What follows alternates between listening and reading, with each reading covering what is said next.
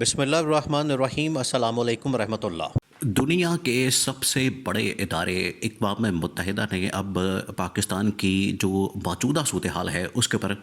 Notice لے لیا، اور اس کے اوپر جو نوٹس لیا گیا ہے بڑا کیٹیگوریکلی اس گورنمنٹ کو بھی بتا دیا گیا، اسٹیبلشمنٹ کو بھی آگاہ کر دیا گیا ہے، اور بڑے واضح طور پر جو اسٹیٹمنٹس اور بیانات اور اس کے اندر جو رپورٹ ہے، رپورٹ کے اندر پورا معاملہ کھول کے ان کے سامنے رکھ دیا۔ ان کی جو حرکتیں ہیں، یا آپ کہہ لیں کہ ان کی جو کرتوتیں ہیں، یا ان کے جو حالات و واقعات ہیں، وہ بھی ان کے سامنے رکھ دیے موجودہ گورنمنٹ کے پچھلے 3 سالوں میں۔ اور عمران خان کے متعلق بھی آخرکار اقوام متحدہ نے بڑا واضح حکم جاری کر دیا، بڑا واضح طور پر۔ اب آپ نے پورا سین سمجھنا ہے، کیونکہ یہ جو پاکستان کے اندر اس وقت ہو رہا ہے، اس کے اوپر اب عالمی طاقتیں، پہلے عالمی طاقتیں بات کر رہی تھیں، عالمی سربراہان بات کر رہے تھے، اب عالمی ادارے اور طاقتور ترین اور دنیا کا سب سے بڑا جو فورم ہے، پلیٹ فارم ہے، اب اس نے یہ پاکستان کے حالات و واقعات کے اوپر تشویش کا اظہار کیا۔ اب ہوا یہ ہے کہ اقوام متحدہ نے پاکستان کی جو موجودہ صورتحال، خاص طور پر 27ویں آئینی ترمیم کے نتیجے میں جو یہاں پر اقدامات کیے گئے ہیں، یہاں پر جس طریقے سے انسانی حقوق کی پامالی، یہاں پر جس طریقے سے میڈیا کو دبانا، میڈیا کو کنٹرول کرنا، عدلیہ کو دبانا، عدلیہ کو کنٹرول کرنا، اس کے علاوہ ساری کی ساری گورننس کا سٹرکچر، یہ دیکھیں اب یہ تسلسل آپ کو نظر آ رہا ہے پچھلے تقریباً کوئی 1 مہینے سے ایک طرف جہاں پر ان کو ایک خطرہ لاحق ہے، ان کو ایک ڈر لگا ہوا ہے، ان کو ایک خوف ہے، ان کو ایک مسئلہ ہے کہ اگر عمران خان کی ملاقات ہو گئی، عمران خان کے ساتھ اگر بات چیت ہو گئی، عمران خان کوئی کال نہ دے دے، احتجاج نہ کر دے، تحریک نہ چلا دے، ایک طرف تو ان کو یہ ڈر اور خوف ہے، جس کی وجہ سے یہاں پر انہوں نے فسطائیت برپا کی ہوئی ہے، یہاں پر انہوں نے عمران خان کے خلاف ایک امریت برپا کی ہوئی ہے، وہاں پر ان کو دبا رہے ہیں۔ دوسری جانب جو عالمی سطح سے تنظیمیں، جس میں کامن ویلتھ ہو جائے، جس کے اندر یورپی یونین ہو جائے، پھر اس کے بعد برطانیہ ہو جائے، امریکہ ہو جائے، کینیڈا ہو جائے، اور آسٹریلیا ہو جائے، اور اب اس کے بعد جو ہے اقوام متحدہ، اس نے یہ رپورٹ جاری کی ہے۔ اب اگر آپ اقوام متحدہ کی رپورٹ کو دیکھیں، آپ ذرا اس کے اوپر غور کریں، یہ بڑی اہم ترین اس نے انفارمیشن اور رپورٹ جاری کر دی ہے۔ یہ دیکھیں اقوام متحدہ نے اس چیز کا بھی کوئی اس نے معاملہ نہیں رکھا، لحاظ نہیں رکھا اس حوالے سے کہ جو کامن ویلتھ نے یا یورپی یونین نے ان کے ساتھ یہ مینجمنٹ کرتے رہے، ان کو یہ تھوڑا بہت مینج کرتے رہے، کنٹرول کرتے رہے، جس کی وجہ سے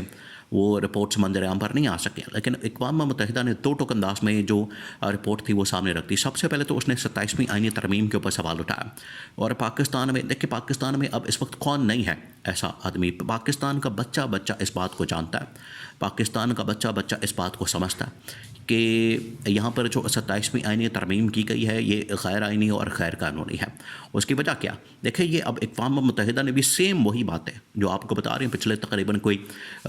1-2 ہفتوں سے یا 3 ہفتوں سے، یا جب سے یہ آئینی ترمیم پاس ہوئی تقریباً 1-1.5 مہینے پہلے سے، اور اس سے پہلے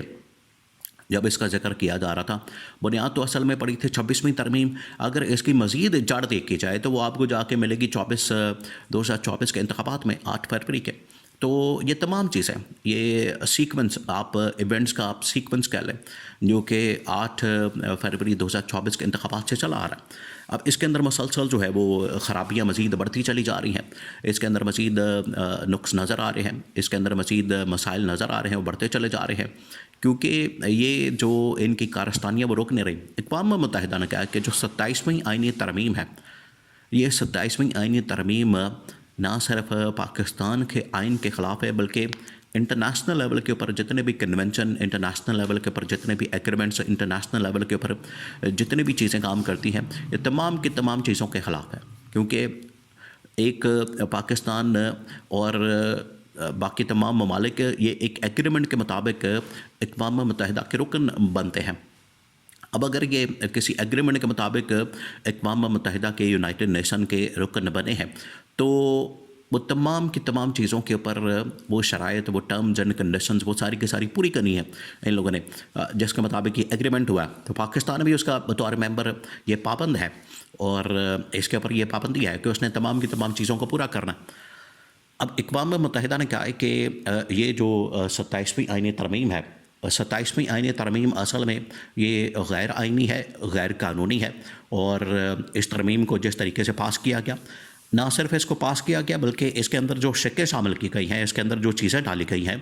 وہ بھی انتہائی غیر آئینی، غیر قانونی اور غیر اخلاقی اور انسانی حقوق کی خلاف ورزی پر مبنی ہے۔ یہ انہوں نے بڑا واضح طور پر بتا دیا، اور اس کے اندر جو ہے انہوں نے بتا دیا ہے کہ جو اس وقت میڈیا کے ساتھ کیا جا رہا ہے، جو اس وقت اپوزیشن کے ساتھ کیا جا رہا ہے، جو اس وقت عمران خان کے ساتھ کیا جا رہا ہے، جو اس وقت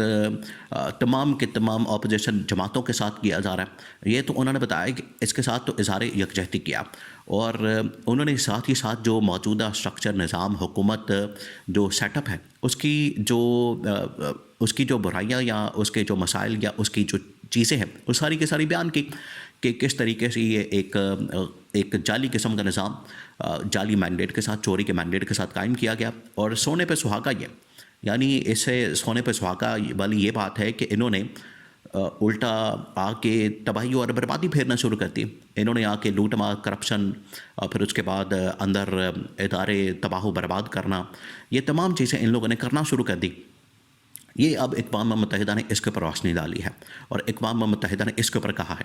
کہ یہ چیزیں جو کہ کسی صورت بھی قابل قبول نہیں ہے، یہ اب پاکستان کے اندر ہو رہا ہے، پاکستان کے اندر کیا جا رہا ہے۔ تو اقوام متحدہ نے کیٹیگوریکلی عمران خان کی رہائی کی ڈیمانڈ کی ہے، اور موجودہ جو گورنمنٹ ہے، حکومت ہے، نون لیگ کی، پیپلز پارٹی کی، آصف علی زرداری کے اوپر، شہباز شریف کے اوپر، ان کے اوپر عدم اعتماد کیا، اور انہوں نے تمام کے تمام اقدامات کو جو اس وقت پیپلز پارٹی کی جانب سے، نون لیگ کی جانب سے کیے جاتے ہیں، جو تمام کے تمام معاملات ان کی جانب سے کیے جاتے ہیں، ان کو ریورس کرنے کے لیے، ان کو واپس کرنے کے لیے، اور موجودہ جو سیٹ اپ ہے اس کو ختم کرنے کے لیے، اور یہاں سے چیزیں جو ہے واپس عمران خان کو منتقل کرنے کے لیے، مینڈیٹ کی واپسی، مخصوص نشستوں کی واپسی، باقی انسانی حقوق کی واپسی، میڈیا کی آزادی، عدلیہ کی آزادی، یہ تمام چیزیں، کیونکہ انہوں نے نہ صرف یہ جو مسائل ہیں ان کو پوائنٹ آؤٹ کیا ہے، بلکہ اس کا انہوں نے سلوشن بھی دیا، انہوں نے اس کا حل بھی دیا، انہوں نے اس کا آگے وے فارورڈ بھی دیا، انہوں نے پورا ایک جو نقشہ ہے وہ کھینچ کے بتا دیا، پورا اس کا خاکہ، پورا اس کا اسکیچ بتا دیا کہ آپ نے یہ اقدامات کرنے ہیں، تب صحیح معنوں میں آپ کی ملک کے اندر جو جمہوریت ہے اس کی بحالی ہو سکتی ہے، ورنہ پھر آپ یہ جو سخت قسم کی پابندیاں،